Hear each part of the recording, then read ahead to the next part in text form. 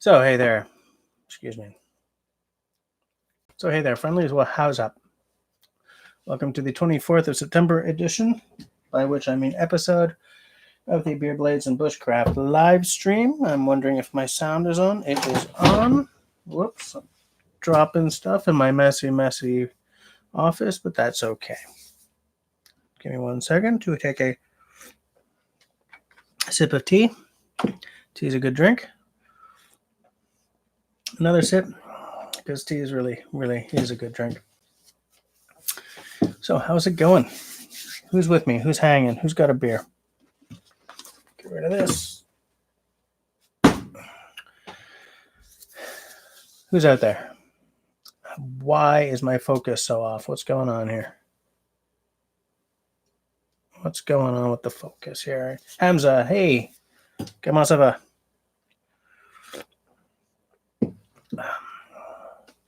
Qu'est-ce que tu fais?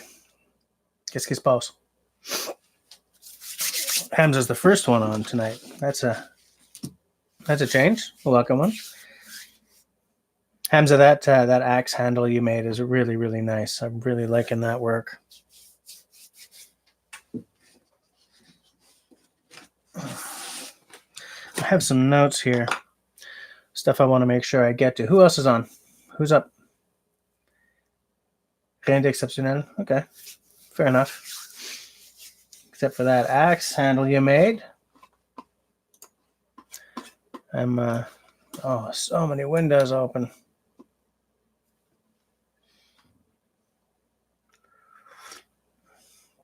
My computer wants to update, but I'm not going to let that happen right now. Started using a little hack, which I used when I shot today's video. I had these like photo cards. There's the white, there's the 15% gray, and there's the black. I hold that up in front of my camera, and then obviously I edit that out, and I'm going to see if that helps me get my color correction under control.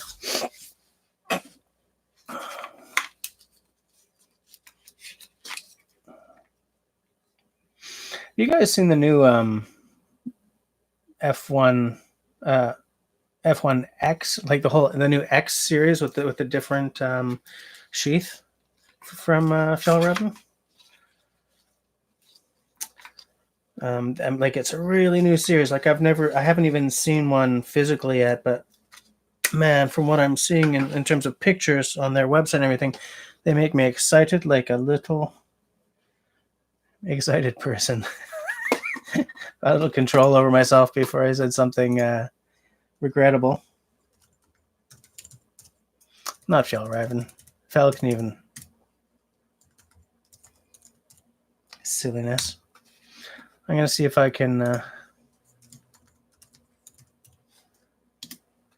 going to see if I can put up a link to the knives. Because just, man, they make me... Why are you not working with me here? Come on, Holmes. Boom. Stupidness. Why is Falkneven sending me to a WordPress site? I want to show you guys something, man. What's up with this?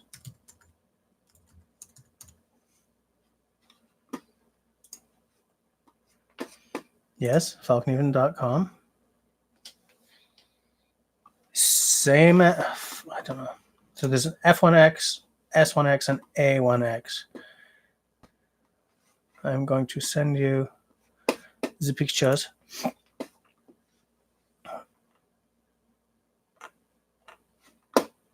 Actually, it's right on the home page. Hey, Serge. How's it going? Boom. The F1X makes me excited. Because to me, the F1 is the quintessential Falkneven. Quintessential. It's like it's the one that introduced me to the brand, and it's still the one that I look at as the pinnacle of the Falkneven knife for me.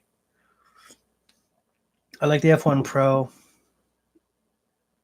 It's fine, but like the straight up original Falkneven is still, the one for me.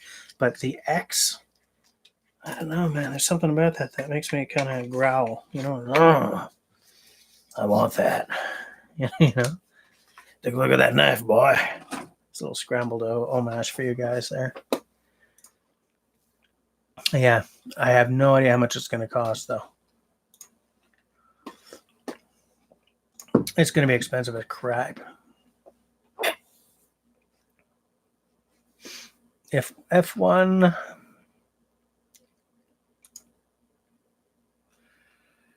A1X is 3,400 crowns, so I don't know what that's going to be. F1X satin finish, 2,269 crowns. So let's just see how much that would cost in the Canadian dollars. Probably less than the Pro, but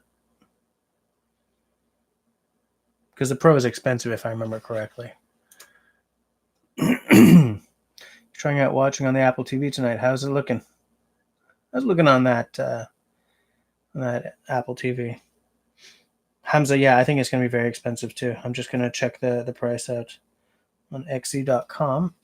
Because it's funny, I'll be really tricked, right? Because I'll see a huge number in Swedish kroner, and then think, well, it's whatever it is, 5 kroner to the dollar or something, whatever it is.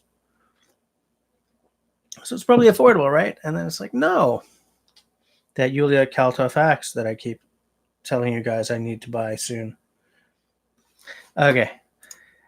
F1X in the satin finish. Wow, it's an extra 400 kroner for the carbide, the black coated. But I don't like no, stop. Black coating, give me a freaking break. I don't want that. 2,269 kroner in Canadian is $310.72. I won't be buying that with this paycheck, that's for sure.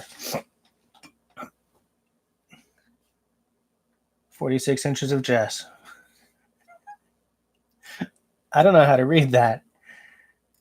Tell your aunt lives in Sweden to give you one on your birthday. She told me. Yeah, well, yeah. Hamza, would you have a hard time getting that across the border into your country? Because I remember you had some problems with axes at one point.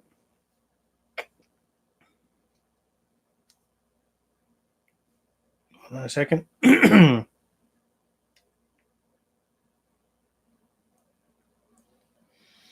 Okay, no LT tonight because he's remodeling a bathroom. Simo says he's going to be late. Oh, LT is here tonight. Still working on it. Still rebuilding a toilet. So who's drinking beer? Who gets the beer?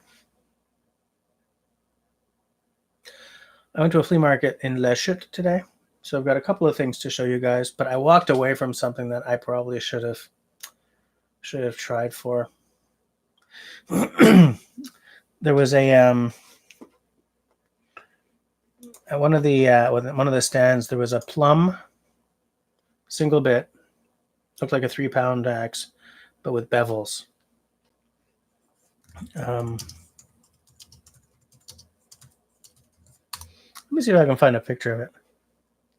No lugs.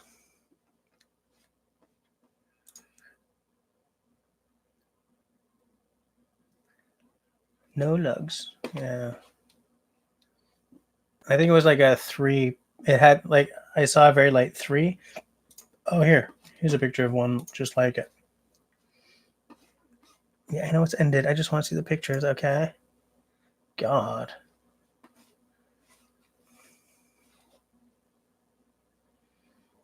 Yeah, this is pretty much it.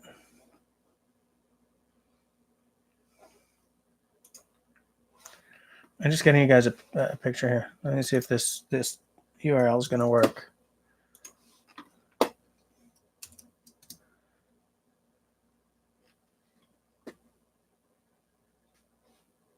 Oh, it won't let me post it because the URL is too long.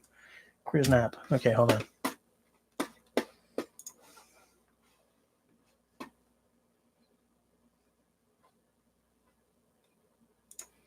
Hold on, guys. I'm gonna get this picture for you.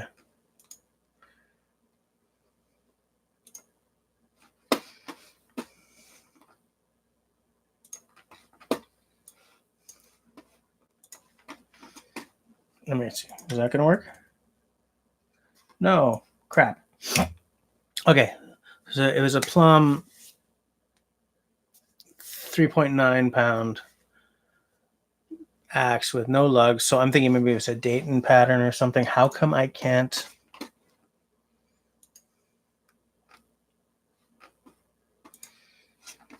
Stupid eBay. Okay, hold on. I'll try and find you guys another picture. Anyways, the guy wanted $40 for it, and I walked. But I've been thinking about it ever since. So maybe I was too hasty with the walking. I should have worked harder to haggle him down, you know?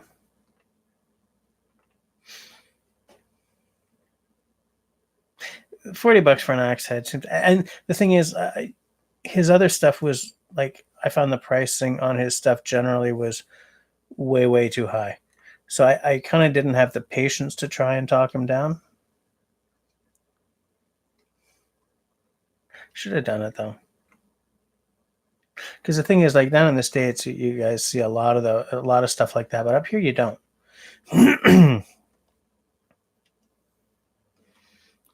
See, I'm looking for a picture of it that's not an eBay listing, so I can share the picture, and I'm not seeing anything. But it was pretty nice. Actually, here's one.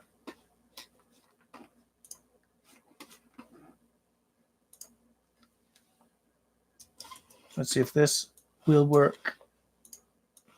Okay. Somebody click on that and tell me if that works. But $40, for the head, and it wasn't in bad condition. I mean, there was surface rust, but there weren't any chunks out of it or anything, you know. Oh, we got some more people on. Let me see. The shoot spoils, yeah, except like it wasn't a very nice morning, and apparently we started getting to the end of the season, so there were almost no stalls, you know. Real slim pickings. Hey, Outdoor. So I don't know what pattern this plum is, but it was like a 3.5 pounder or a 3 something pounder. But I mean, I very rarely come across something with bevels on it, you know. Hey, Tyler, how's it going?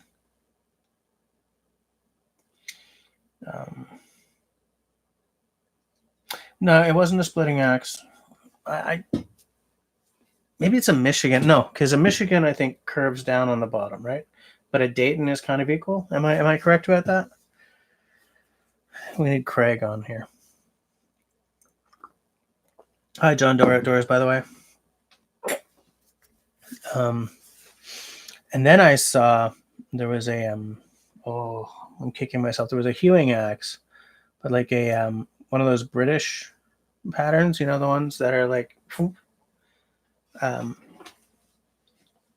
was a left-handed one.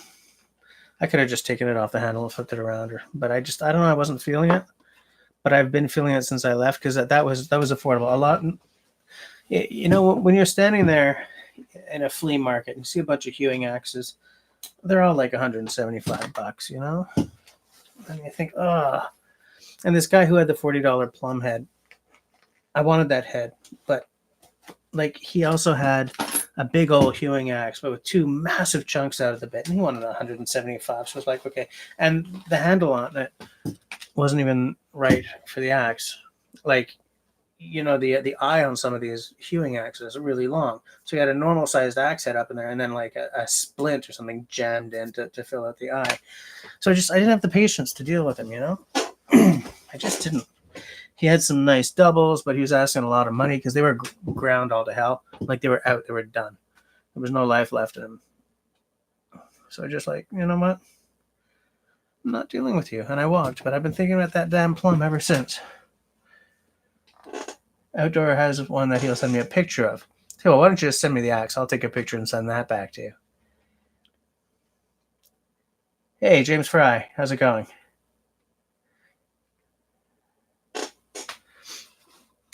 Hold on. Simone Forget is sending me. Oh, this is probably the. Yeah, I'm well aware of this picture. It wasn't a Michigan because it didn't have the. I see. Yeah, the picture I shared with you guys is different. It didn't have the rounded pole. I think it was more like either a Yankee or a Dayton.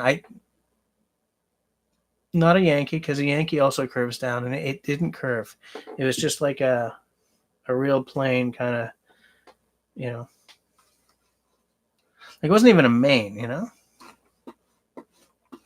Anyways, I should have just bit my whatever I'm looking for, whatever the word is. I should have just bit it and bought the damn thing. But anyway, well, that's the thing, John Doe. Because of all his other stuff, I was like, yeah. But I looked at this thing because I went back and I looked at it twice, and there was nothing wrong with it. There was some surface rust, but it wasn't.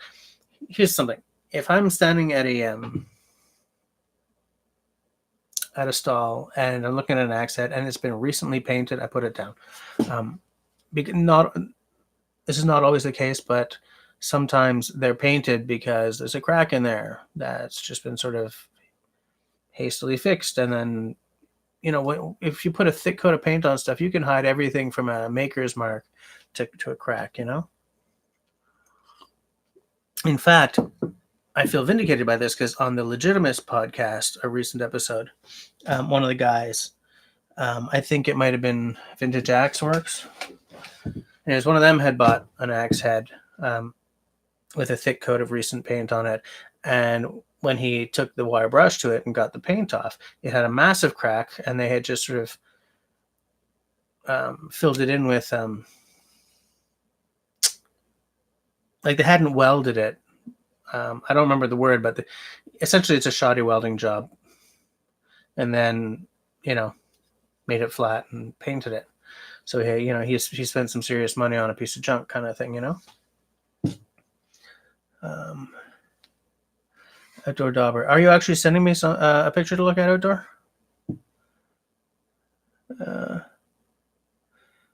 That's a lot of, yeah, you guys are funny.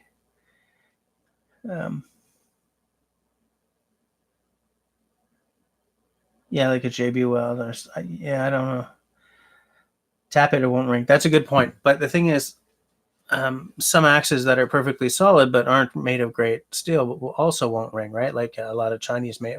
Well, I guess then I'm not buying them anyway, so it doesn't really matter. But yeah, it was like a brazing material. Simone, yeah, it was like they brazed it. But yeah, so that's why when something has a thick coat of recent paint on it, I tend to shy away from it. If it's like original paint and it's all flaking off and stuff, fine. I love it. When I'm looking for an axe head, here's what I want. I don't want any big chunks out of the bit. If possible, I don't want any small chunks out of the bit. It can be rusted all to hell. I don't care because I can deal with that. I'm equipped to get the rust off. I'm equipped to sharpen it up. But what I'm not equipped with is, let's face it, the equipment or the ability really to correct like a really big chunk, because you have to take away so much metal that with my limited tools, and by the way, I'm not saying limited tools and like, oh, poor me, I don't have good stuff. What I mean is I'm not equipped as a serious axe restorer. I'm equipped as a hobbyist axe restorer. So there are certain sizes of chips out of the bit that I can't handle. I can't take care of,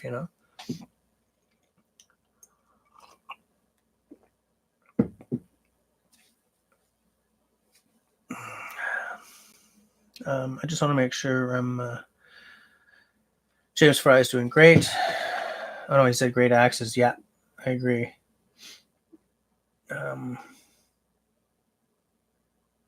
Outdoor, but at 6'1" and 245 pounds, you call it running. Fair enough.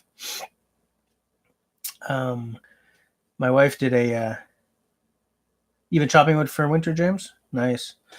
As those of you who've been watching me long term, hey, by the way, who's got a beer? Because I realize there's like 11 people on, so I may as well show off my beer for the evening. Wait, I got a. Where did I put my phone? I found $20. $20. I found $10. Wow, these polymer bills don't last long, eh? Look at that. Ah, there's my phone. Okay, let me see. Oh, it's my fiddler. He rented a car for something.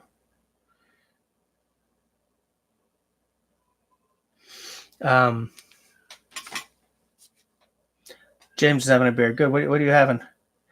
What was I talking about?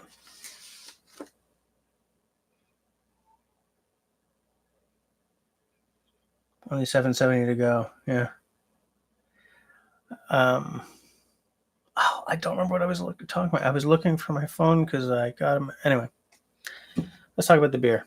What I got is from Boldwin. They're I guess organic line, although I didn't realize that when I bought it. Massif des Roses. Massif des Roses is an extra special bitter, or in French, a rousse.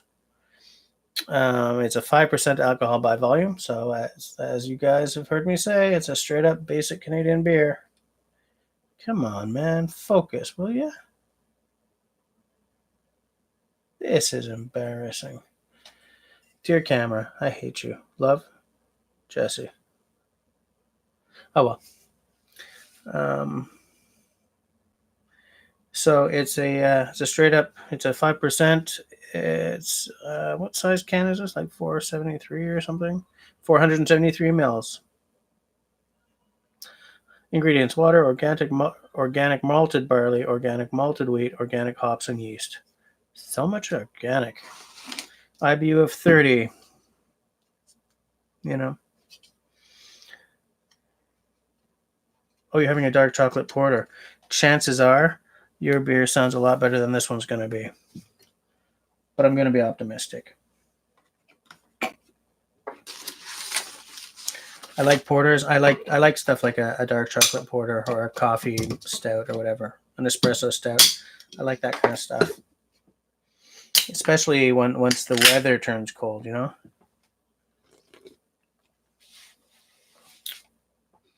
My Ontario microbrew glass from Tobermory, Ontario.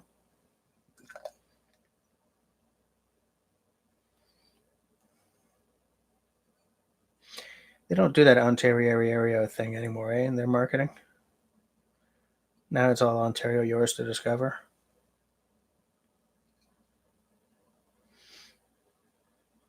Did I just date myself? I don't think it's been Ontario for like decades. Well, the color is nice. That's a rousse, all right. All right, Baldwin, let's see how your organic beer stacks up.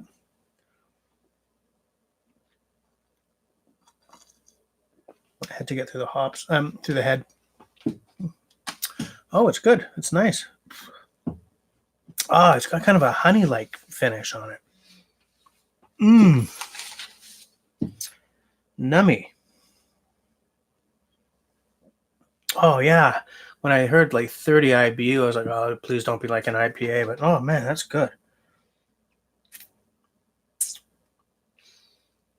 Edo, I'm going to take a look at these after the stream, and I'll drop you a message, okay?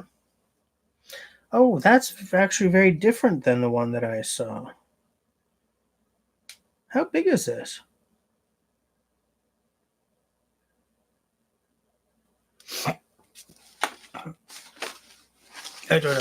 Facts. Serge, that's a better pour than the one I made for you that time when we were out with your brother. That one I think is going to go down as one of my more legendary pours. For those of you who are fairly recent around here, my beer pouring skills are terrible. I'll pour something and it'll be like half head. Oh, how did I do this? And fairly often it's for poor Serge. You know, he's out with me in the woods or something. I'm pouring the beer. It's like, let me do it next time.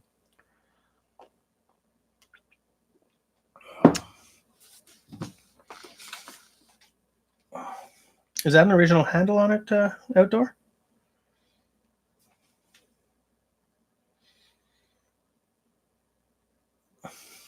Hold on.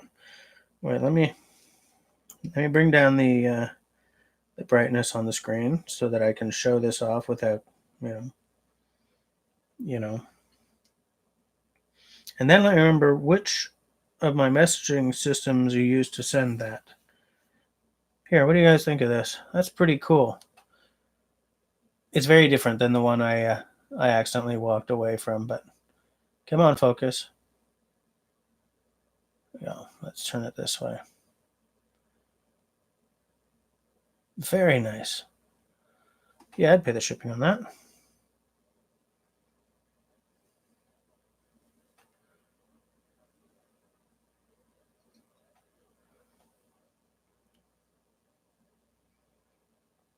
Yeah, that bit needs a bit of attention, but Nick. Hey, Nick. Hey, Nick and Tyler.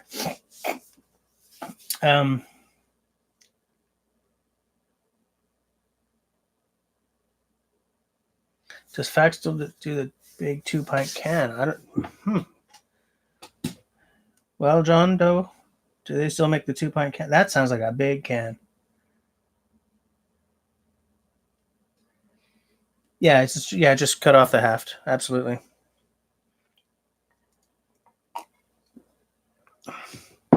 I got to get back into doing my axe restores.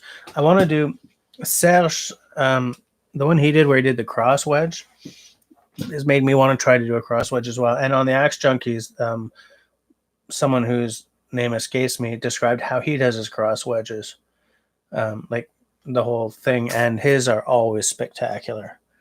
So I want to try that this year.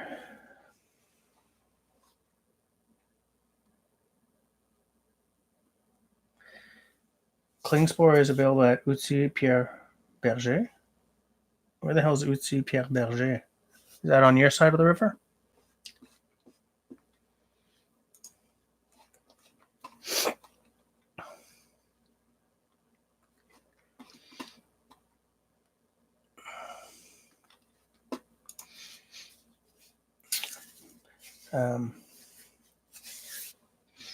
Nick and Tyler, I've been following that Instagram you got going. I like that that leather stitching machine you've got. I think that's the one that Tyler was talking about a couple of, was it last live stream or a couple of live streams ago? It looks very cool.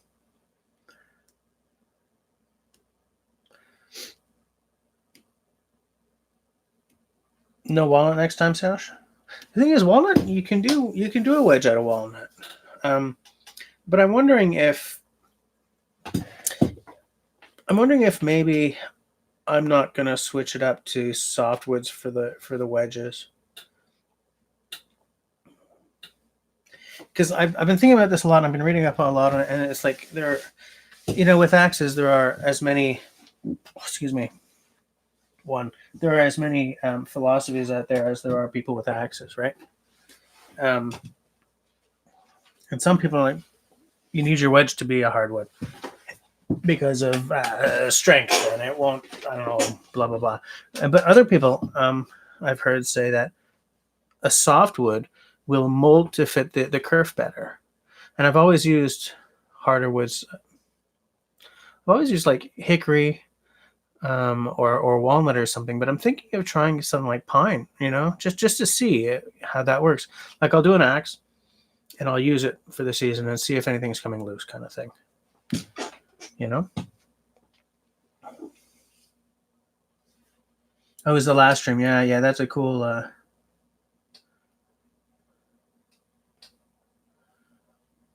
Oh, John Doe, you're at East. It's nice out there. I have not been to enough of Eastern Canada. I've only been to New Brunswick and PEI so far. Oh, so good. So good. American Axe and Tool Company. They owned. Man, I think they they bought Kelly. I think no, they bought someone and then Kelly bought them. I don't know. They're part of that whole. You know, over the time, like Flint Edge has had a couple of different brand names. It's because of companies buying out other companies, but they were yeah.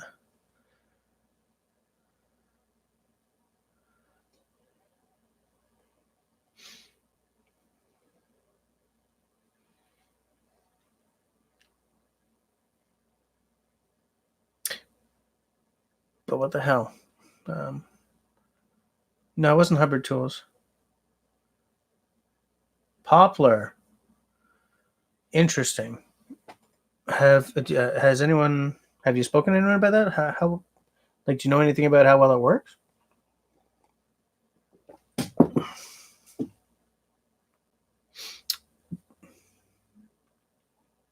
So you guys want to see what I got? Yes, outdoor. Many of them were from Pennsylvania. Absolutely. Yeah. Yeah. Um. So do you guys want to Nova Scotia? Okay. Oh, you're near the Causeway. My buddy Rob, his whole family is from Cape Breton, and yeah, I know outdoor. I saw there's a thread about it on Bushcraft USA, which I've been hanging out on more over the past couple of days. I regret. You remember when you sent me that link to that little Norland Hudson Bay that was for sale for like 75 US? I should have bought it. I regret not getting that.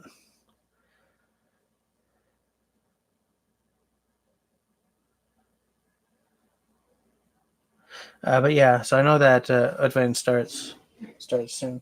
Do you guys want to see what I got at the flea market? Well, one of these I got at the flea market. One I got it at an antique store on the way back. Two of them I got at an antique store on the way back.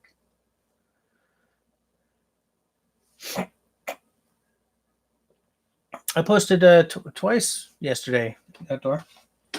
The first thing I got at the flea market was this.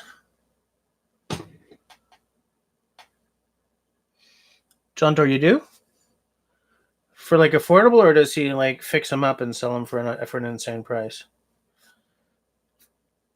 So that bit snapped off because this is jammed. I'm gonna have to unjam that, but it'll be fairly easy. Big old wrench right here. Big old wrench right here. Crank. It's a 2-bit chuck, whereas all my others are um, three jaw. But I had to have it. Had to have it. I think what you're supposed to do is lean into it like this, right? Outdoor. Oh, yeah, exactly. Which is cool because I find that with my other ones, like my traditional carpenters, I'm holding it and then I'm sort of like jamming my head on it to get some pressure behind it. And I do believe, yeah, this is a 2-speed one. Check it out. Boomy and boomy, 2-speed. So I'm kind of jazzed about having this. I can't wait to try it out on something. This would have been cool to have when I was doing the holes in the top of my workbench build.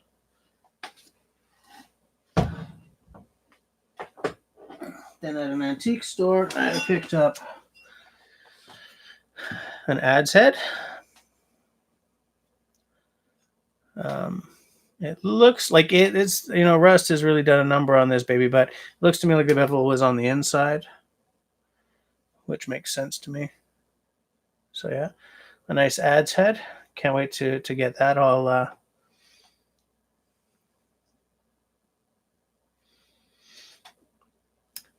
John Doe, if you could give me that Etsy shop name, I'll go check it out. Absolutely. I mean, my hand braces, yeah, they're 4-jaw chucks. Exactly. Yeah. Outdoor, come on, that's funny. Because here's what.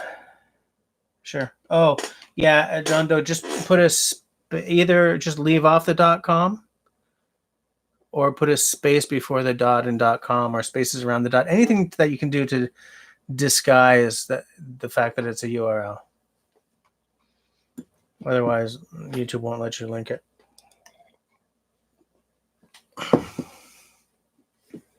And the last thing,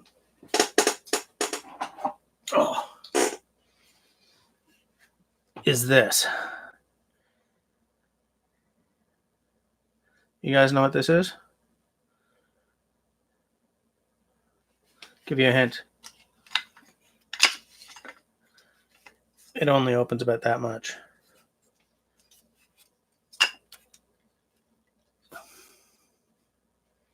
This I'm very jazzed about. This was not affordable. Though it cost way less than if I'd tried to buy a new one.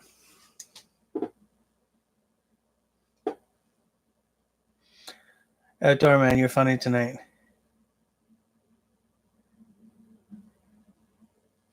Serge. No. I bet you Simon knows what this is. Oh, the fact that it says Henry Diston and Sons probably gives it away too.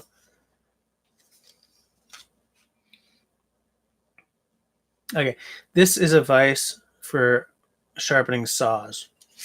You pop it open, you stick your saw in so that just the teeth are standing proud. You clamp it down, and then you go to work. And I've got a couple of saws that really need sharpening, so I'm really jazzed about this. I'm very happy to have it.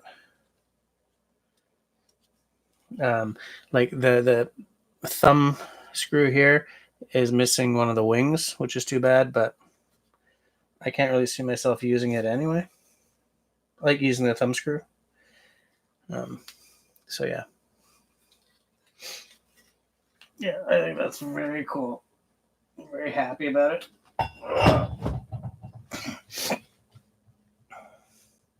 You have two smaller saw vices. Interesting. I'm not surprised. Not surprised. I just went like this, and the beer went right over the glass and gooshed all over one of my camera lenses and my desk. Give me a second here, folks.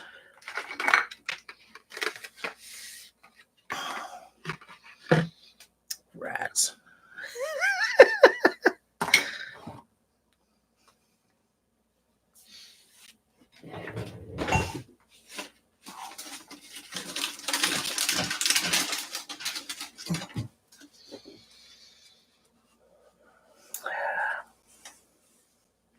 You guys remember early in the live streaming days?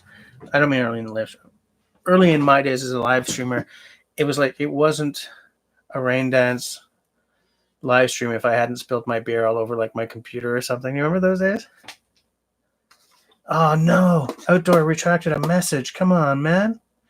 Why you gotta be like that?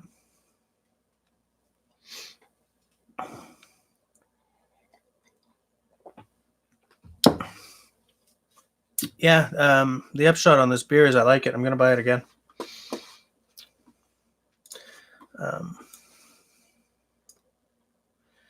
What the hell was like that other? The hewing axe that I found that I should have picked up. It was like a Gilpin. What's it called? Gilpin? Like one of those British styles. You know the Hold on. Gilpin.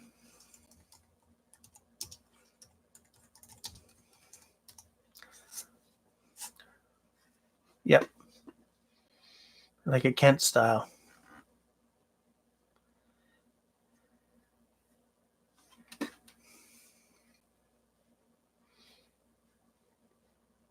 I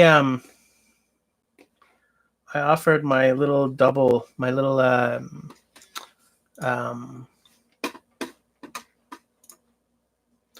my double my little saddle cruiser. Who the hell's it by? What's it? Norland. I went to the Axe Junkies page and I offered it for trade for a hewing axe head. And a couple of guys bit, but nothing's happened on it so far.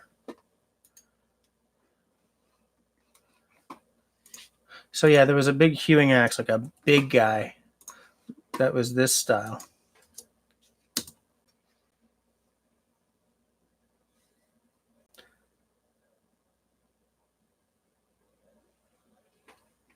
Anglos.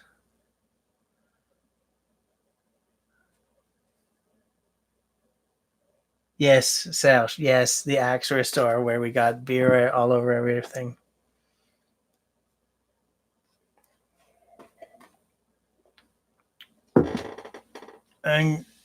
Anglo Swedish steel, or Anglo Swedish steel. Let me just check.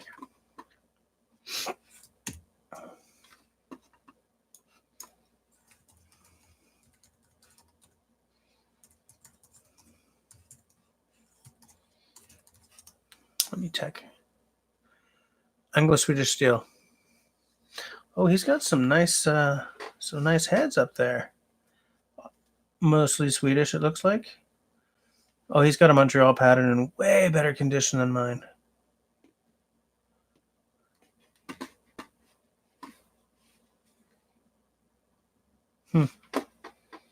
I will bookmark him.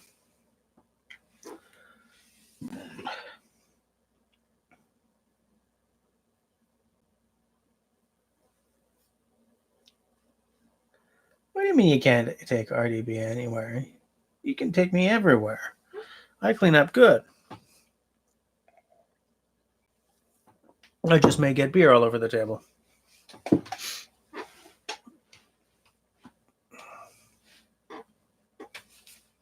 So yeah, I'm pretty jazzed about these purchases.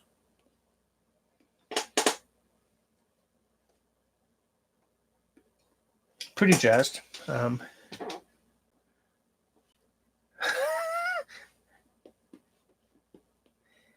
Serge, man. Serge and Outdoor, you two are not allowed to talk to each other anymore. Oh.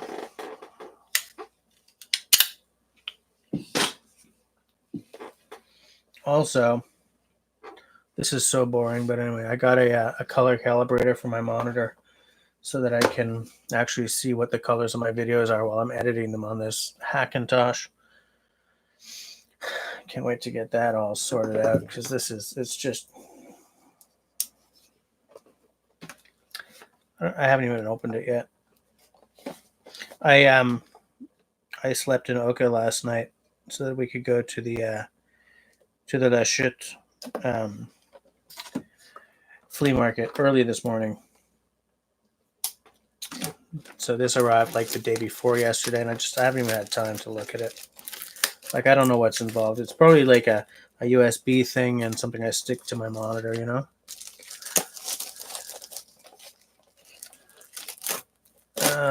Simo just sent me a message on Signal, which I will check. Color Monkey. What? I don't have a disk drive on this computer. Yeah. It's something you hang on your monitor and you connect via USB. So, this is money I didn't want to spend, but whatevs, right?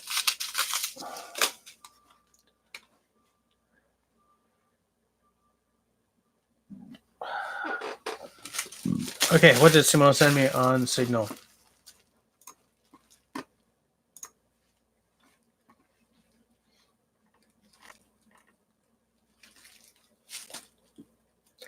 Of course you have one. Of course.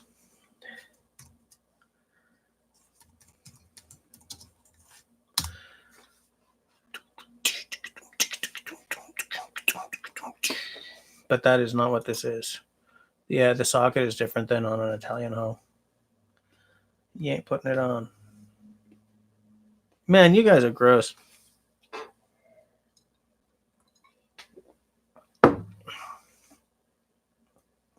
But yeah, so I put up my little Norland for trade. Couple of guys hit, but then I didn't hear from him. And I noticed the same thing. Like, sometimes it's a real drag to just, oh, I gotta take pictures and stuff. But I mean, when you're offering up a Norland, people tend to get a move on.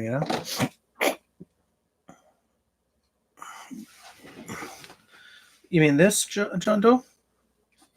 No, this is better. This is this is exciting. This is a Falcon Even F1.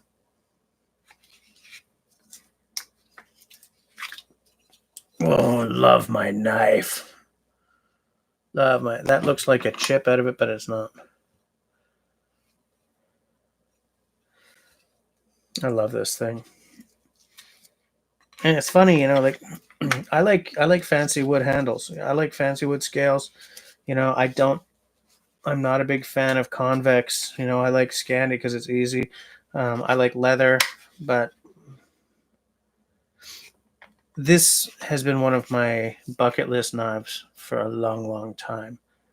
And so when I finally got one, like I could hardly believe it. I still I get jazzed whenever I look at it. And it's funny because there's nothing on this knife that is what I would call Jesse Kryptonite, but the knife itself has been way before I got one. But this is an excellent cold weather knife. This, man, if I was going north of the Arctic Circle, this is the knife I'd bring with me. Because the thing about having a leather knife, say you get splashed with water or something, this gets all iced up. With a leather sheath, forget it, right?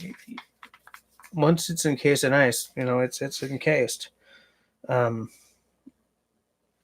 Kydex, same deal. Once it's all iced up and everything, it's stuck. But I saw a video where they compared Kydex, Zytel, and leather, and the Zytel performed much better in very icy conditions. By which I mean the knife had gotten all iced up.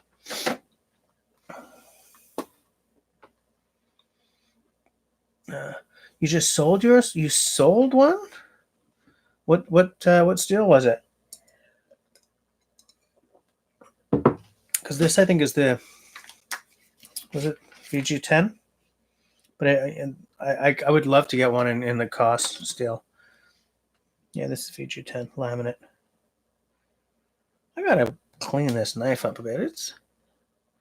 It's dirty, man. I don't let my stuff get dirty. Why the hell did that happen? I'll give it a wash once we're done here.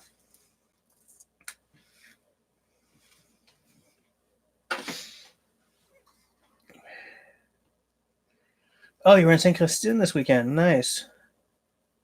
You battened with your EDC? Serge? Yeah, yours was the original VG10 as well. I wouldn't have sold that. I would have bought yours so I can do a giveaway. I'm saying that because it's funny. I think Outdoor had one to sell. And I was like, yeah, woo! And then LT, are you still on? LT said that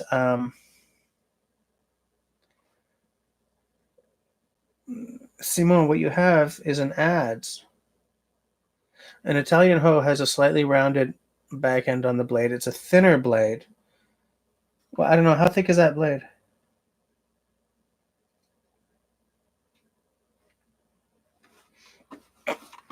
Simone and I will argue about this offline.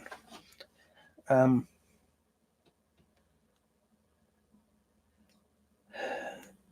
Doe, what was I just saying to you? No, Serge, what was I saying to you? A Geotech number 18? Excuse me while I look this up.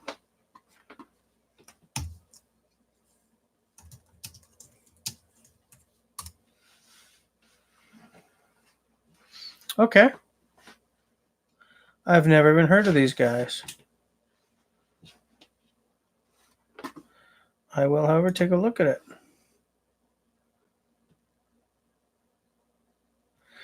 Made in Spain. Okay. I have never heard of this company. They look pretty nice, though. Got your liners. Got a fairly square handle. like instead of the full-on Coke bottle. At least that's what it looks like from the photos. Is it a full-on Coke bottle or is it kind of squared? Scandy version, nice.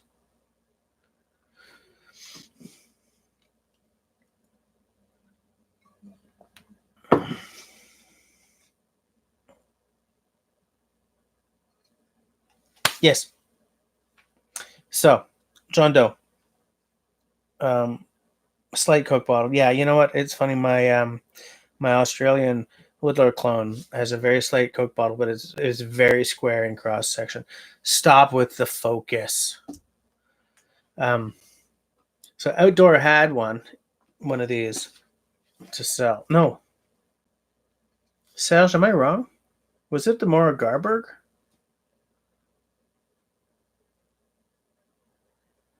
Forget about it. It was a Mora Garberg. I have a Garberg in the stainless. He had one in the stainless. He wanted to sell it for a great price. I was like, sweet, I'm buying it. I'm doing a giveaway. LT said, I don't actually have one and I want one. So I said, okay, you two talk. And so now LT's got it. And he's very happy with it, I think. LT, if you're still on, I think you're happy with it, eh? But like I can't justify buying a second of something if someone doesn't have one. You know what I'm saying?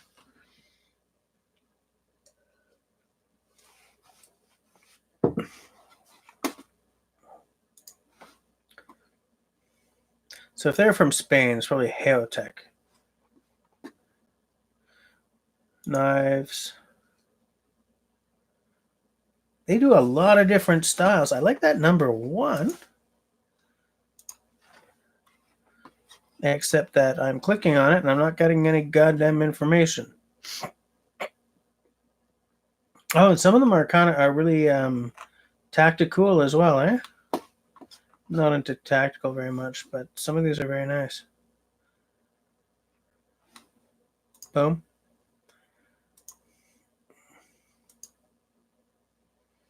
That number 19 is nice too. I've never even heard of these guys, but that looks like nice stuff. Tyler, you're back. Nick is home. Interesting. Hold on a second here. Is Zach Fudge around? No, eh? I did want to pick up on something from the last live stream. Outdoor. I listened to Thunder and Rain. They did a really cool version of a Fleetwood Mac song, the name of which escapes me. I don't remember which song it was, but it was really cool. Was it Dreams? It had a really nice kind of instrumental sort of outro at the end. I thought it was really cool. I also looked up Kiefer Sutherland's music after we spoke, and it seems a little more sort of typical crossover country kind of thing. I was meh. I mean, it wasn't bad, but not the kind of thing I'm going to look out for, you know?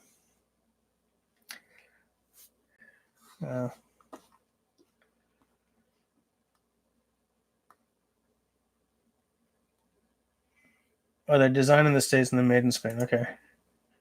I'm assuming a bit like 100.5, right? Amazon link. Thank you, Serge. Siwan. Okay. Number 19 is 115. It's got a really nice blade shape, a really nice handle shape. Number 15, number 7 is 180 bucks. I've got a number 43. Yeah, the number 1 is really cool. I don't see a number 18 here. But I see a cold steel Canadian belt knife for 18 bucks. You know what's good about that? If you baton with it on screen, you get trolled really hard.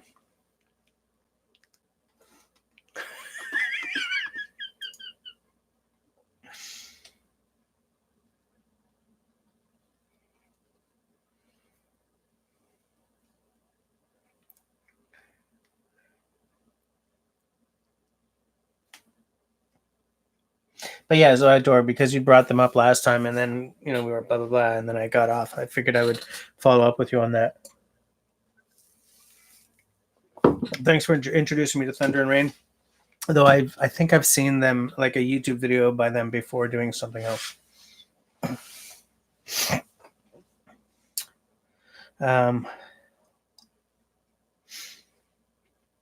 But yeah, those geotechs look pretty cool. Oh guys, I bought something last week, which has not arrived yet, and I'm all conflicted about it.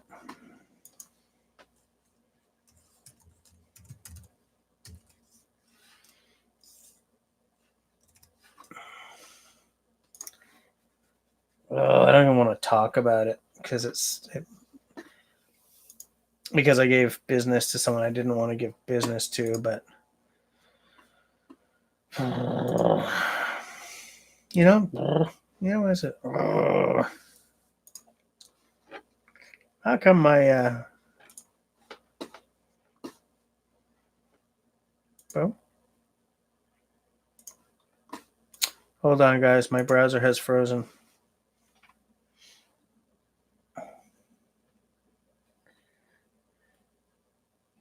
Wait, okay, hold on.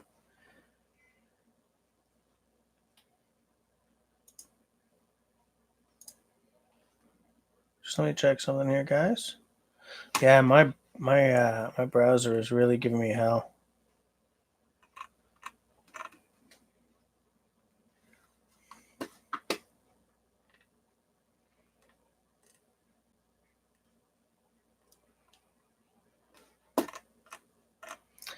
So yeah, I bought a Canadian belt knife from Groman. I bought a second because it was $55 instead of whatever it is.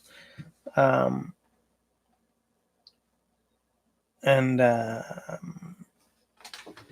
because I realized that my pissed offness with Groman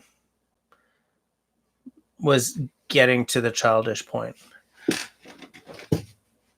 And we talk about Canadian belt knives all the time on my channel and on these live streams. And in that video where I tested the cold steel Canadian belt knife, I said it's if you're thinking about the Canadian belt knife, but you want to test out the shape first and see if it's for you, then this is a good way to go. And it was. I was honest. I very much enjoyed the feel. And so I just, anyways, Simo has a second, a number 4, but from the seconds department. And I don't see any problem with it. I don't see what the flaw was. So I'm taking a chance. And when it arrives, I'll show you guys.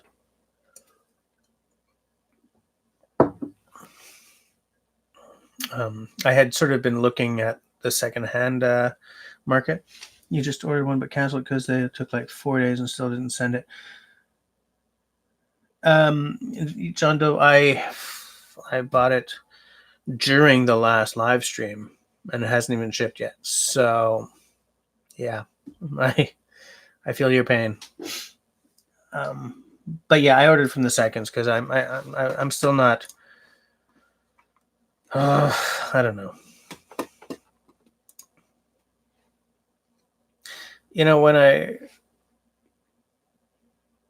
When I said why I was pissed off at them and didn't want to spend my money there, people misread what I was saying. Here's the story. For those of you who don't know, here's the story. I had written them to see if they had a sample I could use for a review, and I would send it back. And they never answered me. Now, I have a lot of experience doing reviews as a professional in the publishing industry. Being refused is not new to me, and it's not a problem.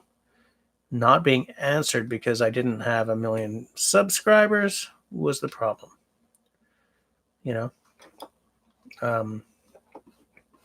Especially because when I had originally called their general number and been given the email address of someone in their sort of the department that deals with media, she was very nice. And then I dropped a media person a line and just radio silence. And I always figure that you should always treat everyone as if they're going to be huge one day. I'm not going to be huge, but you should always. There's a human decency aspect there. No, we're not interested. Okay, that's fine. Legit, you know. But not answering was angry making.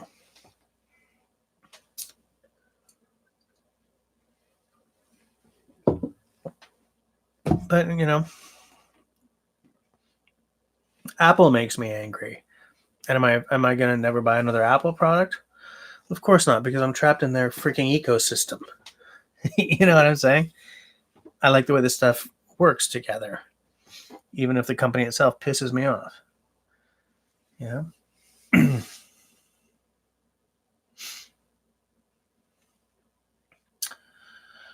Make Canada great again. Canada's been great for all this time, dude. They're only half an hour drive from you. Yeah. So you can just drive on in and pick one up. I would love to be able to drive up to one of these places and walk in and buy something. If by one of these places I mean Grantsford's Brook. The only thing I'll regret is not to have bought it sooner.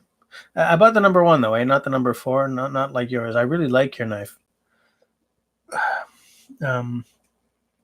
But John Doe, you're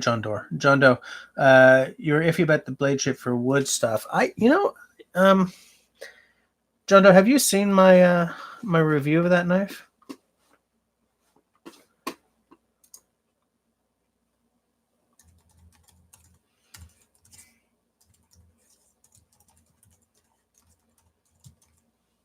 My review of that knife?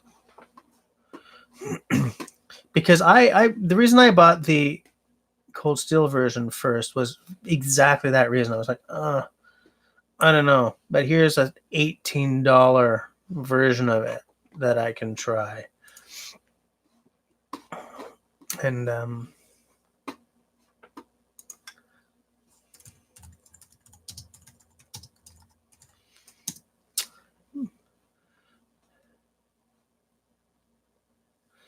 okay, I have 2 videos about it, a first impressions and then a final review. So here, I'm going to... No, I don't want to save it to the playlist. I want to copy the link address. Okay. Then go over to my live streaming. Okay, this I believe is my first impressions vid. Watch it. It's really good.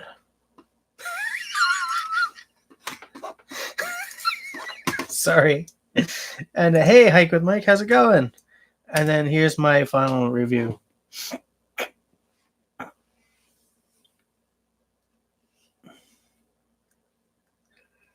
So yeah, that's my first impressions and my final review. And honestly, I think if you're looking to try out the shape, just buy one of those. Buy it off of Amazon. You don't have to click the link in my show notes. I'm not a partner with them anymore because demonetized and blah blah blah.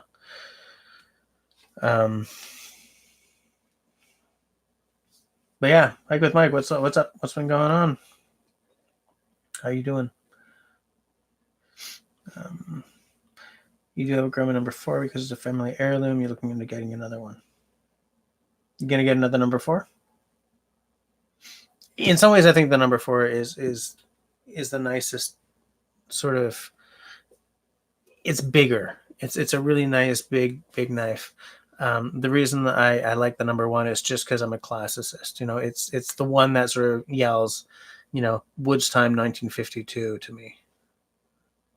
And I have more experience with that blade shape and size because of the cold steel one.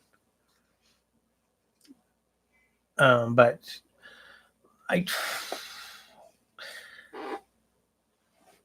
I don't think that you would have a problem with doing wood stuff with it, but I still back the concept of trying out the cheap one, first, just to be on the safe side. Because at the end of the day, they're just north of $100 for the number one, right? It's an expensive mistake, but you can always sell it on, eh? Just prepping for an adventure in the green swamp. The weather's cooling off a bit. Yep, a little bit of fall in the air here too, Mike. Stainless, of course. I don't know what metal it is. The one that I bought is. I don't know if it's stainless or not. Because I bought it second, I was just like, hey, there's one for $55. I'm buying it, and I didn't even.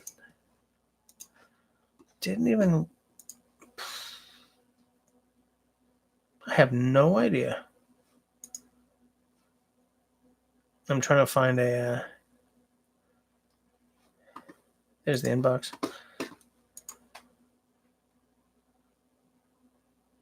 Serge, you're going? What the hell? What? It's not 11 yet. You need your beauty sleep. All right, fair enough. You just feel they're more designed for cutting up deer. Yeah, maybe. I don't know. You're probably not wrong. It's the same thing as the whole Nesmith trio thing, or or Kephardt's knife. We use knives very differently than they did back when these guys were writing, right? With Nesmith, that his big belt knife was his meat prep knife. For whittling and carving and stuff, he had that little folder, Nesmith, same deal. The reason that the Nesmith sort of goes like this is because it was better for skinning game, not because it was great at like whapping tiny sticks into tinder,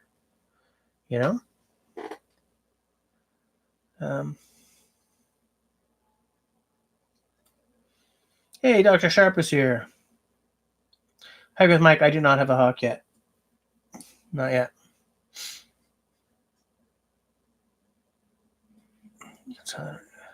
Yeah, I don't think it'll be like the skookum. But yeah, that skookum, there's a real market for that thing, eh?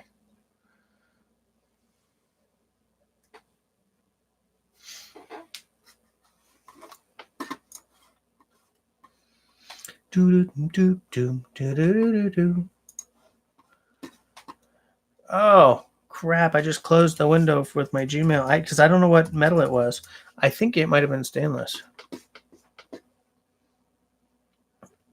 I am thinking that it may have been stainless.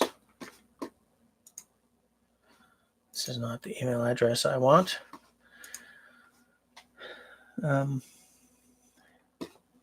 Dr. Sharp, what's the good news? What's going on?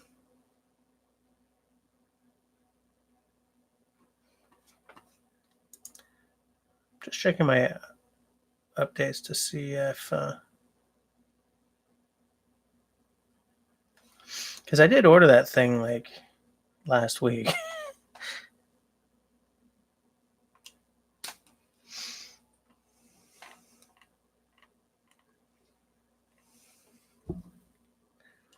Do.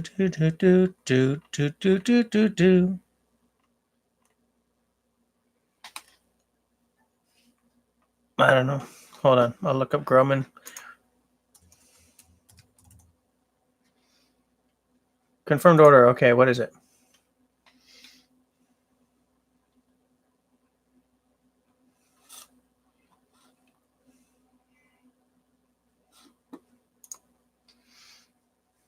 Is it stainless or is it carbon? I almost hope it's stainless, even though that's not really my... No, it doesn't tell me.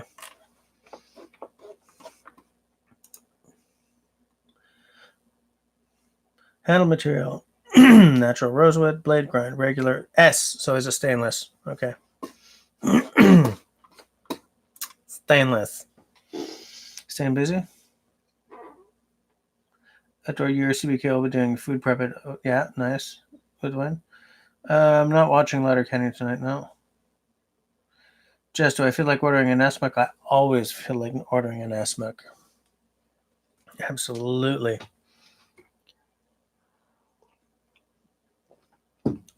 I look at Nestmucks all the time. Oh, I see why you're asking. Are you going into production? Can I afford a Nestmuk from Tyler Rodriguez International?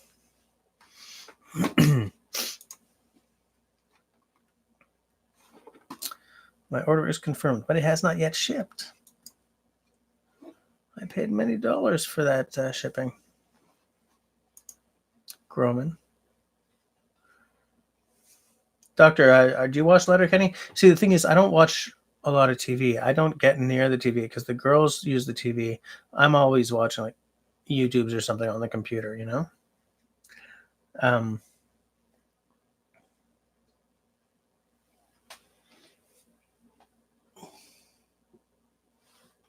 Yeah, I don't have a disk drive, so I hope to hell the software is downloadable.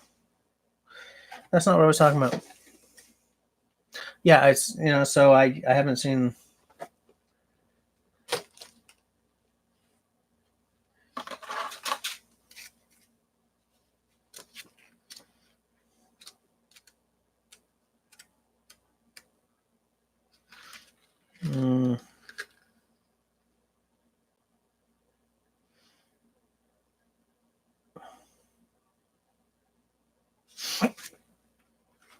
Yeah, I'm gonna have to see if I can download that from their website.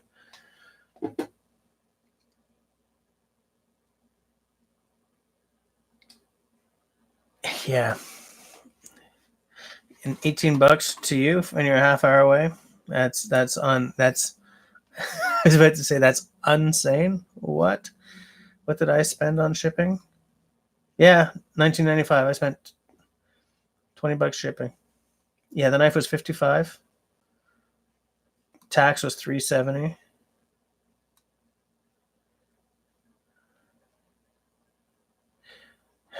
How does this work? Yeah. Okay, so I paid GST but not PST, and then there was 95 cents on the shipping for the. Yeah, so a $55 knife came out to $77.70.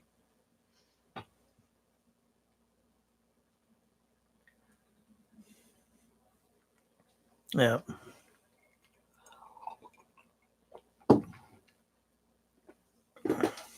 Yeah, you can buy at the factory. You can just walk in, can't you? And John Doe, if they're a half hour drive, man, I would do that. I would just drive on down, pick one, because they've probably got a bunch in their showroom or something. Get a factory tour, video it for the channel. They do engraving and gift wrapping. I do not want my stuff engraved. They also have a sharpening service, but I mean, dude, learn to sharpen your own stuff. I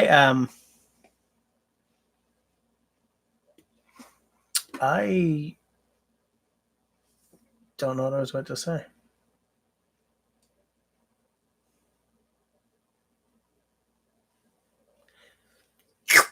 Gone. I have no idea what I was about to say.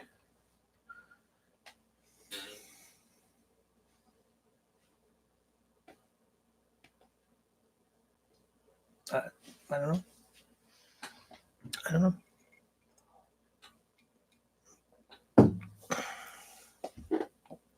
Natalia, you got to know something. I'm gonna baton with that Nasmuk as part of my review. Don't troll.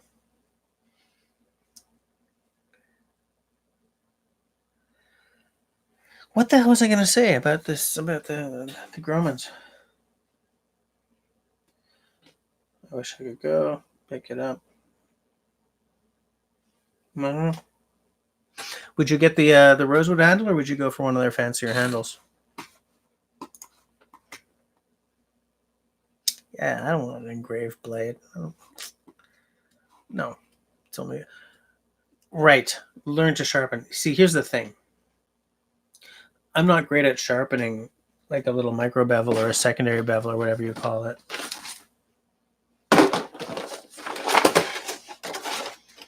I gotta clean this desk. I got to burn down this desk.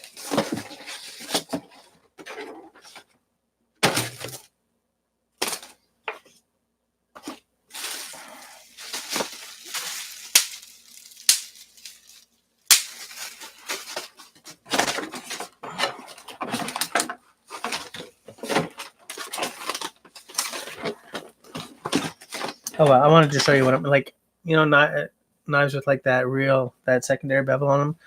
I'm not great at that. I'm not at ease with doing it. You know.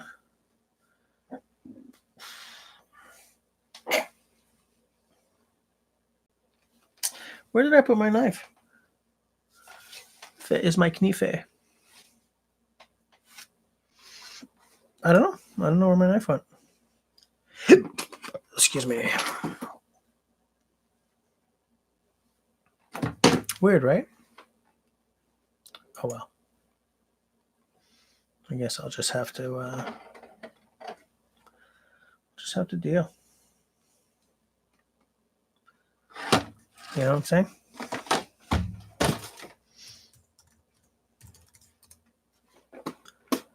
I don't know where it goes.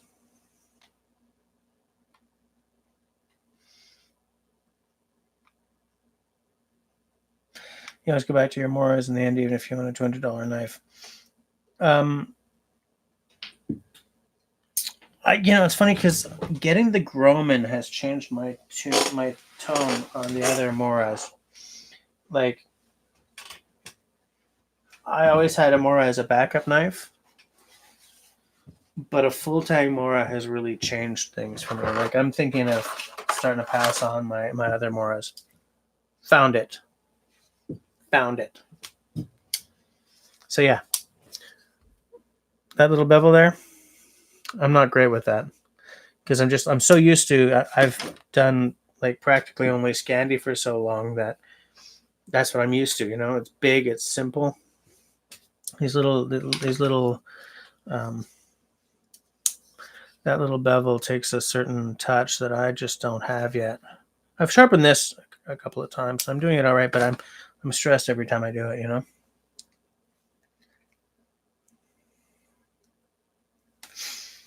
But yeah, because now that my backup Mora is a full tang knife, I'm like, yeah, you know.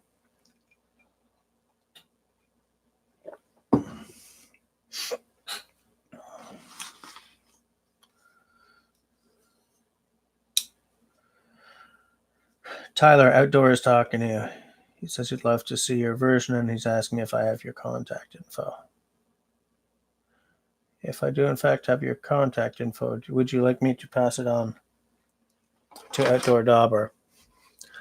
With the quid pro quo that guy has never spent more than $2 on any of his bush gear, and he gets fabulous stuff.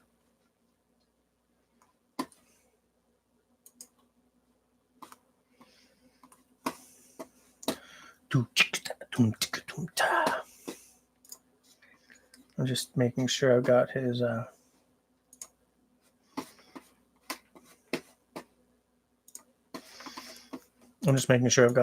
his info.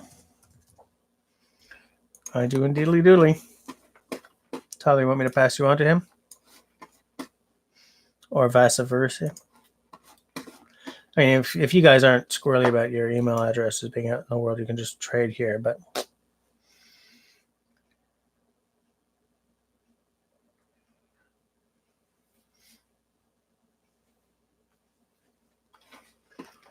okay, I will just do this.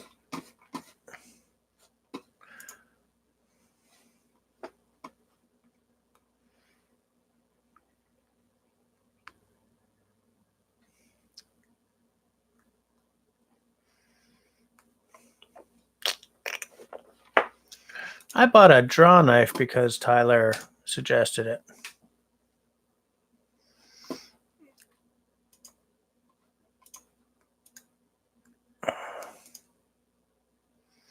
Come on, folks. Copy. Go over here. Open up this. Do that, and boom. Okay, I have just put Outdoor Dauber in contact with you. I like to be useful around here. Okay.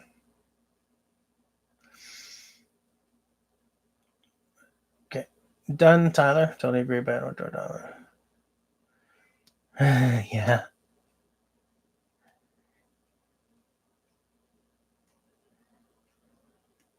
Damn you, outdoor. 215.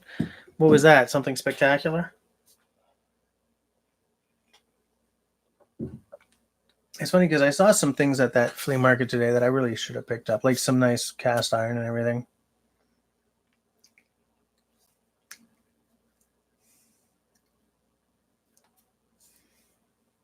Simo and Outdoor hate each other equally, so everyone's even. That's sweet. So sweet. Tyler, were you around when I was showing off my my flea market purchases earlier tonight? With taxes. Maybe taxes is the extra 15 cents.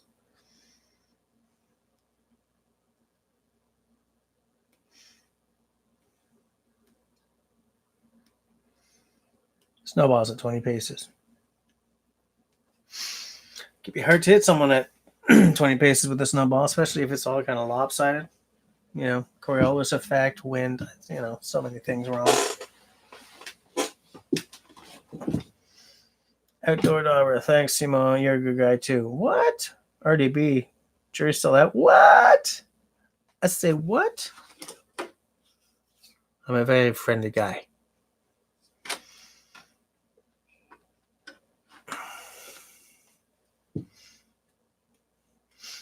One more cold shot.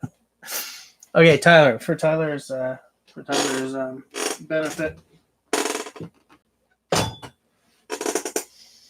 went to the flea market.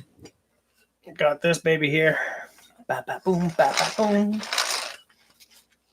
Very jazzed about it. Got to unfreeze this so I can get this broken bit out of the top. But 2-bit chuck, my first 2-bit chuck, I do believe.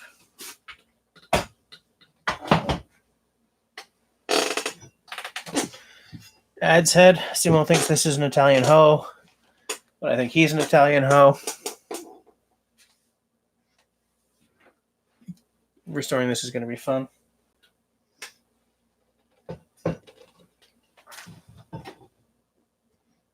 Oh. And a saw sharpening vise. Henry Diston and Son weighs a crap ton. And it was expensive as hell. Not as hell, but it was more expensive than I was looking to spend today.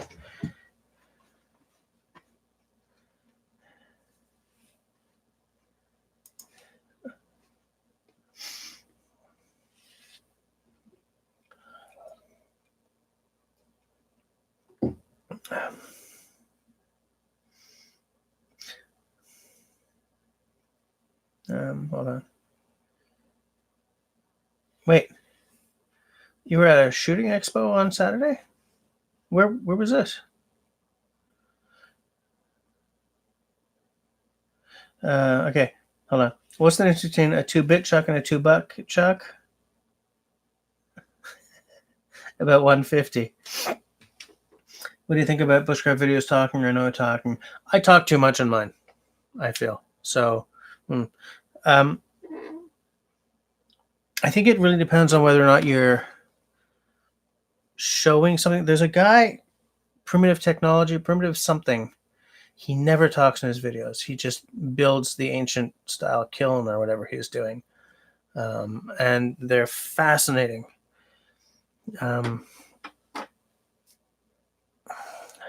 Sean James, right? My Self-Reliance, he almost never talks until the end of the video.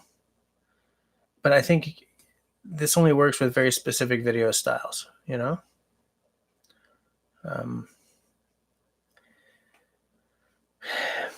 It's easier to make a connection with someone who's talking to you than it is if you're just watching. You know, like, for instance, one channel that I love is what's his name? Mr. Chickadee? Right? He sort of does Amish style building videos and he never talks. I the zen of watching him work, because he only uses hand tools, is extreme. But when he finally did a Q&A and you could hear his voice, I was like, whoa, because I was so used to him just not speaking on camera, you know? But I don't know. I think it very much depends.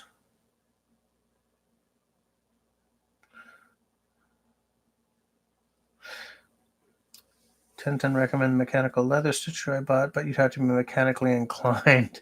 You'd have to finish your workbench. Yeah, you know, that's so frustrating because it's essentially finished, but then I gouged the crap out of the end of it with my router, so I have to fix that. I got rid of the router, got another one.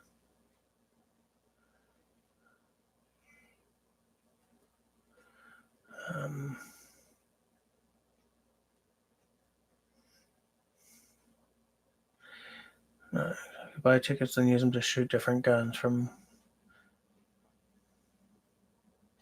10 a.m. to 5 p.m. Wow.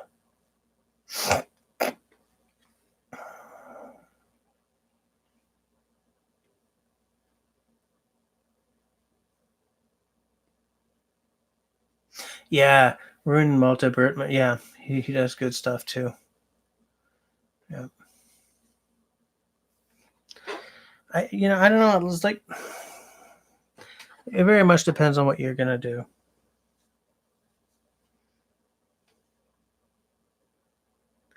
You know, and I do feel that I do talk too much during my videos, and I cut out so much of what I shoot. Like way less than half of what I shoot goes into my videos. Like Primitive Technology, yeah, he's the other one. Outdoor Dalber is going to be right back. Publishing his first book, interesting. That's cool. Mr. Chickadee makes things that I would love to make. You know, Primitive Technology makes things that impress me to watch. You know.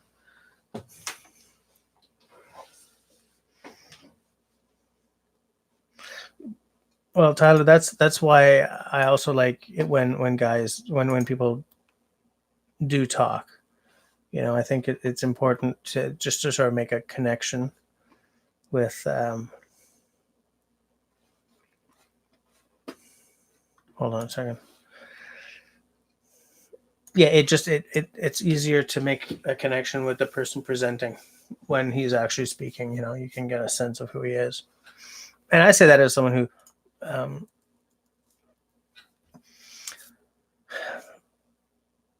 I stick with their bushcraft related characteristics. You know, unless somebody is a Nazi, I don't tend to listen when they get too political or anything, because I mean, I don't want to lose people over my politics, so I keep my channel as politically as free of politics as possible. And I tend to, you know, like I love Wrangler Star stuff. I don't watch everything because I don't care about the AR-15. I don't. I'm licensed for one, but I don't own one because I thought I was going to do competition shooting, too expensive, and there's really no other reason to own one up here, so I don't care about it. He really does. I don't watch those videos. I don't care about dirt biking, sorry. So I don't watch those videos. When he gets all Bible buffy and stuff, I just click to the next video, you know, because I do like it when he's doing tool stuff or, you know, Reno stuff or whatever. And so I would like people to bring that to my videos. And so I always bring that out. But when someone is talking on screen, it's more than just that kind of stuff. Sometimes it's just a human connection thing, you know. People who don't agree with you on the ballot box can still be great people, you know. Sometimes when I'm just showing how to do something, I'd kind of rather not talk though. Like if I do another spoon carving video, maybe I would just do a whole bunch of like close-ups on what I'm doing just to show the technique and not go bibble bibble babble, you know.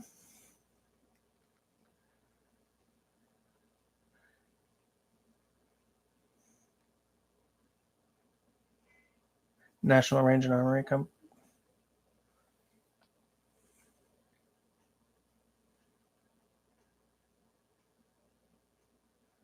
Oh, yeah. Do you mean the clickbaity titles? I know. I have unsubscribed from so many people over that now. I can't do it. I can't. Um, I don't respect clickbaity titles, you know? I just can't do it. Especially because as someone who is already a subscriber, I'm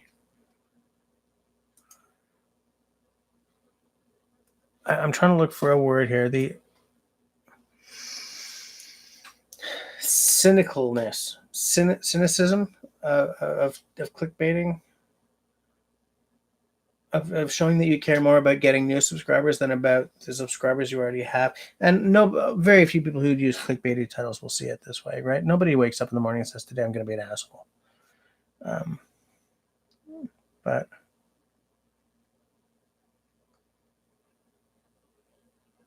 I mean, but there it is, right? Like, care for the subscribers you have, as well as looking for new subscribers.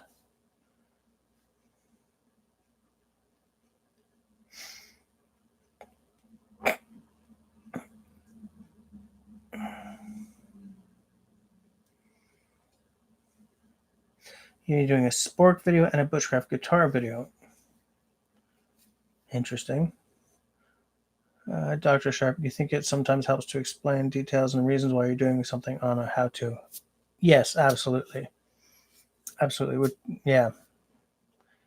Yeah. Even like as a voiceover, you know? I don't know.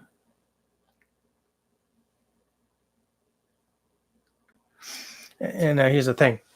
I don't think I can do a video with no talk because of the format I've set up, right? I start off with a little explanation of what we're doing, snap, title, splash, and then, go. I think it would be really weird. It was like, "Hey, friendlies, here's what we're doing. Let's do it. Snap." And then, nothing but what? Background music? No, I don't think it would work for my channel format.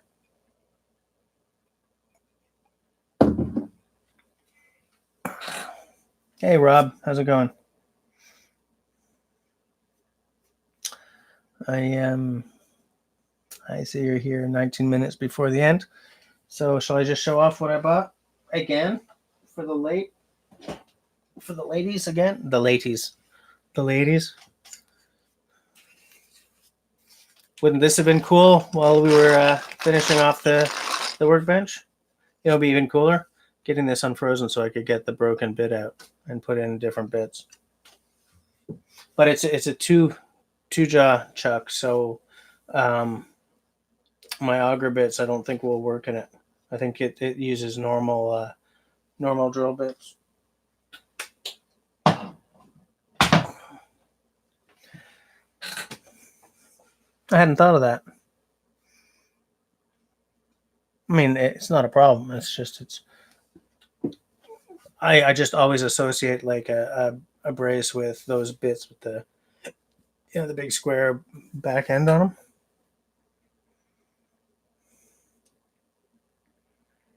And you just got done editing your shelter. The audio sucks, so you added good music to it. One of the videos I shot this week, I am very, very scared about the audio. I don't know what I'm going to discover when I pop into my editing app. Oh God, I'm hoping for the best though. It took me forever to shoot it.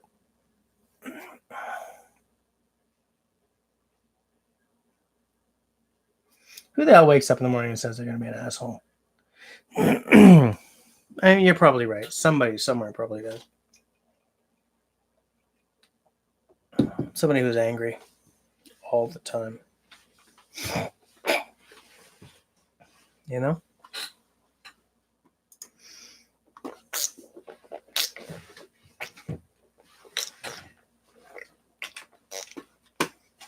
Just getting more comfortable here, guys.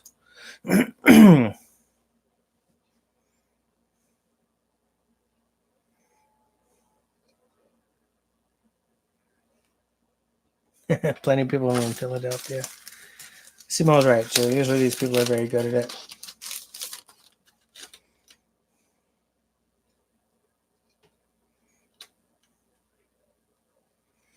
I don't know what the hell I'm supposed to do with a software disk. Give me a download link, guys. Oh.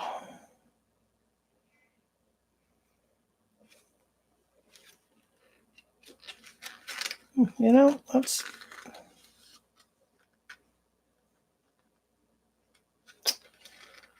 that's just so not on, okay? Oh well. I'll find the software. Drinking La Bita TB. Nice. Nice. Antonio Brown? I don't even know who that is. Thinking about switching everything over to 4K and more point of view footage. That would be cool. I would love to be switching everything over to 4K. The next generation version of my camera, the 90D, is a 4K camera. Like the current version of the iPhones are 4K cameras all around now, which is nice because one of the things that had kept me from filming with the iPhone is that the camera on this side is 720p. Like, you know, but the fact that they're 4K everywhere is a nice. That's a selling point for me. Excuse me.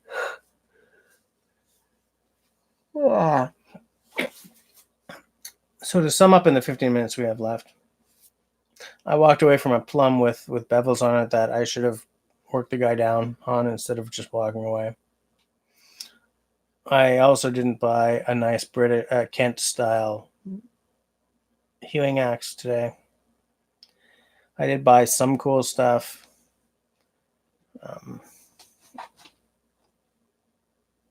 What else? Open to trying another round table soon. Yes. Hold on.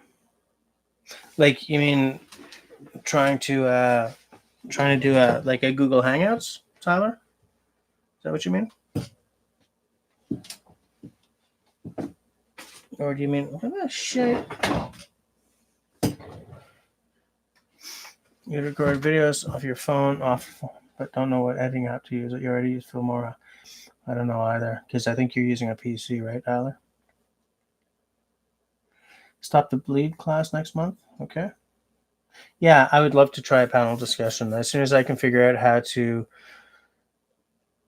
run Google Hangouts through Raindance Bushcraft instead of Jesse Corbet, because my actual email address, my main Google account is jesse.corbet.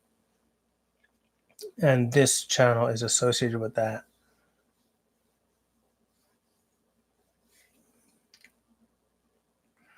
Use StreamYard.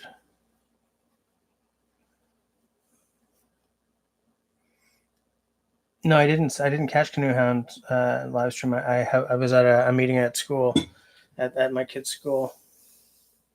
StreamYard? Oh, I'm gonna look that up. Oh, I gotta close some of these danged. Oh, sounds like I'm doing a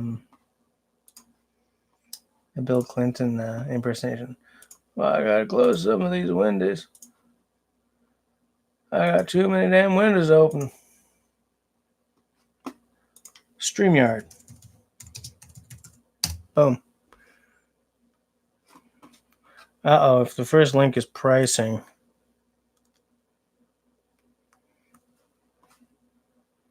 No. I don't want to. No, I'm not entering my email until I see.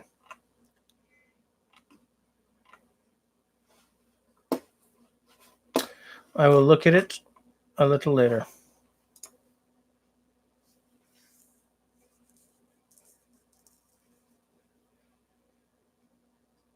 Dennis, you use StreamYard? Okay.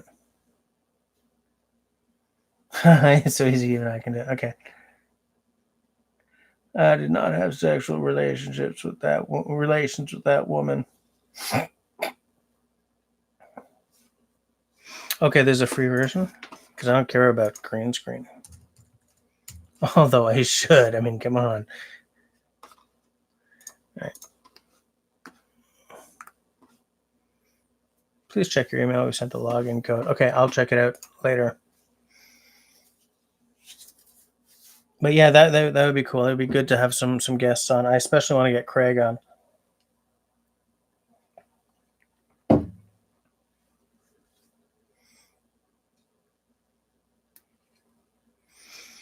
Spending too much time for your job.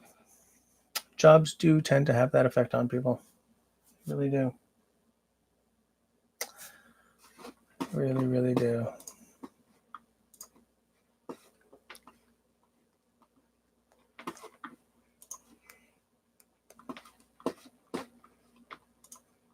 Hold on a second. StreamYard is still no. Swift, Enzo. I don't even know what this is. I just got to close some of these windows because I'm like, I don't even know what's open here.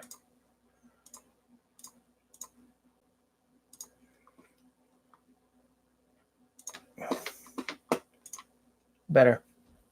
There's a YouTuber who does it in front of a camo tarp hanging in his basement. Can't remember his channel. There's a knife guy who does that too. Let me know when you get it set up and we can do a panel. Yeah, maybe one evening we'll do like a private panel just to see how it's working with like maybe you, me, Tyler, and whatever, just to sort of kick out the jams or kick the tires, I guess is actually a better way of saying it. And yeah, see what's what. See what's what. Do you know that of which I speak? I guess I can close the Canon repair page since I got the camera back.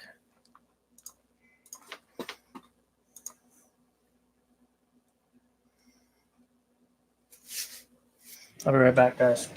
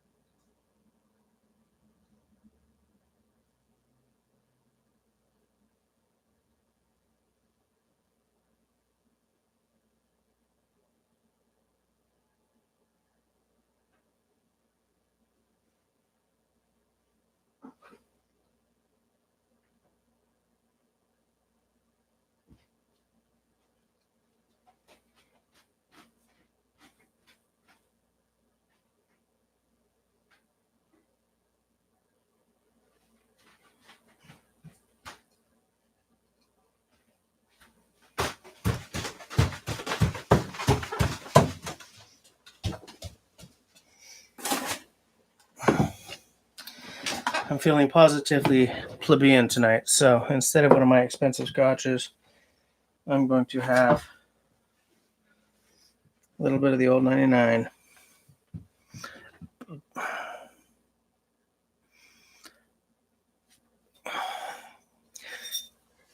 Here's a piece of trivia for y'all.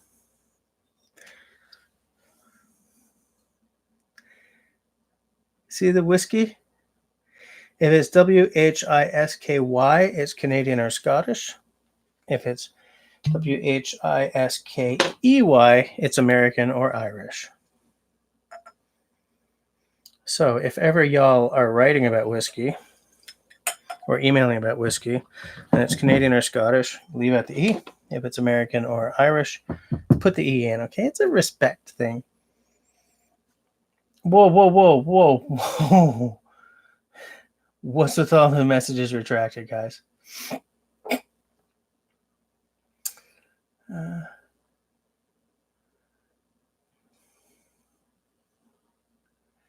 Wow, LT, your work schedule is yikes.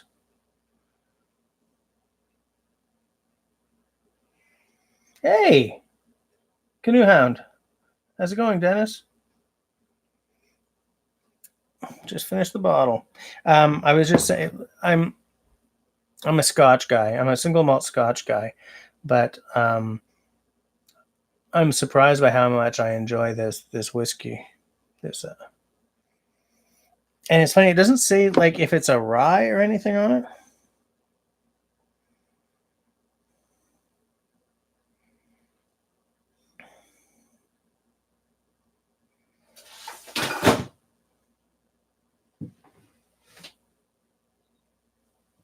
That was weird, right?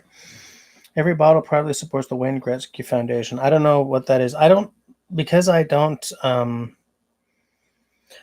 because I honestly couldn't give a tinker's cuss about hockey. Yeah, I know who Gretzky is and everything, but I don't know what his foundation's about.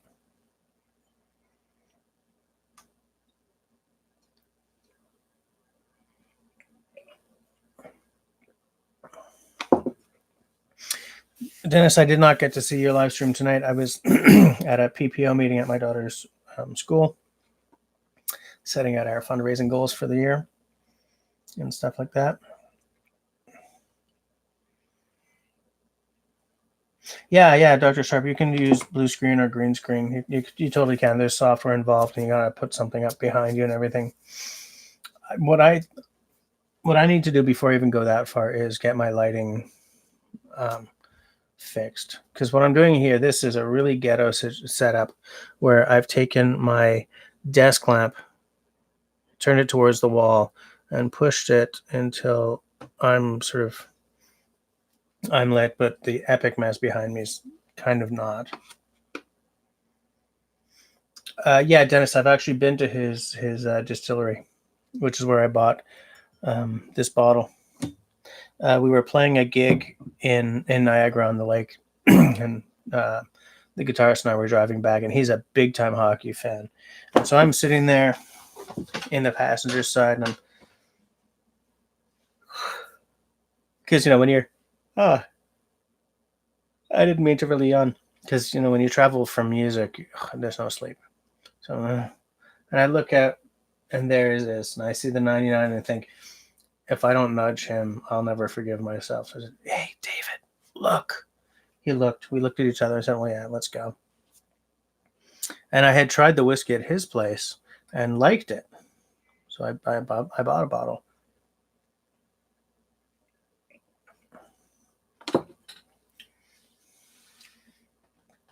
I'm going to try StreamYard because Dennis, as I was telling the guys, that my problem is that my main account is Jesse.Corbet rather than, and like Rain Dance Bushcraft is just it's under that umbrella, so I can't use Google Groups, Google Hangouts, like attached to Rain Dance Bushcraft, or they're attached to Jesse.Corbet@gmail.com, which means they won't show up on the channel, So StreamYard can get me past that. I'm going to use it.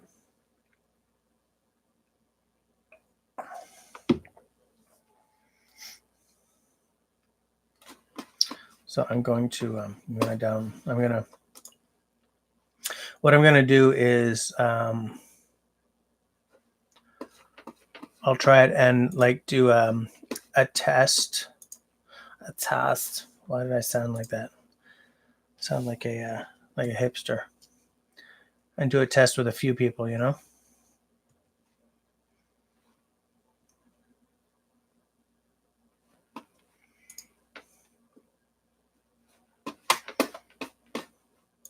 Maybe do it after tonight or something. After tonight's live stream. Maybe just a brief one.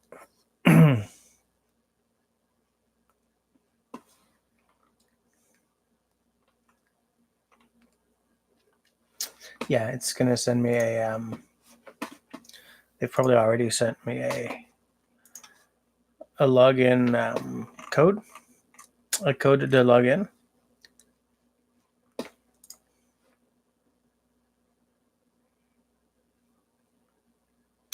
I'm not seeing anything, but I'll take a look after the live stream.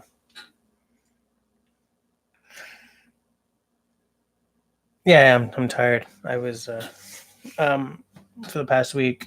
The younger daughter's had a double ear infection, and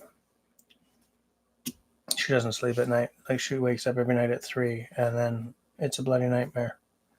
You know. All right, see you later, LT. À la prochaine, mon ami.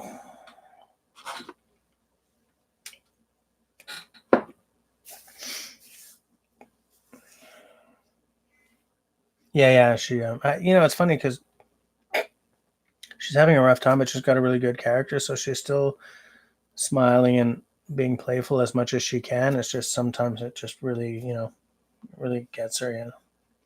Mostly at night. Yeah, mostly at night. Feel bad for her. There's my login code. There's my damn login code. Thank you, StreamYard. Boom. No, you're not gonna let me just copy and paste it, guys. You're not gonna let me just copy and paste it. Well, you gotta be like that.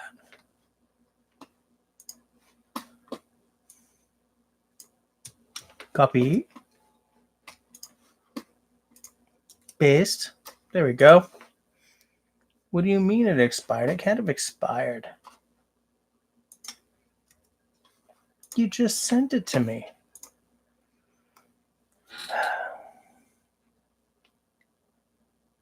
You went out for pizza and wings after your live. Nice.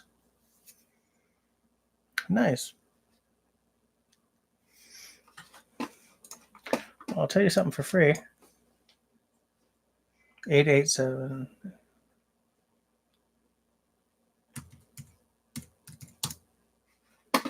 Code is invalid or expired. They just sent it to me. Oh well. Anyways, it's 2300 right now. So I guess I will go and try to work out the SteamYard thing. I don't know.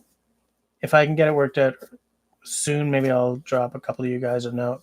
Say, hey, you want to try it? If not, maybe, I don't know. Tomorrow, maybe Thursday night. I don't know. But thanks for hanging out with me, guys. Sorry if I wasn't quite as rambunctious as usual. I don't mind the fact that I'm sort of 23:01 right now because I started a little late. But see you guys next week. All right? Have a good one. Be safe.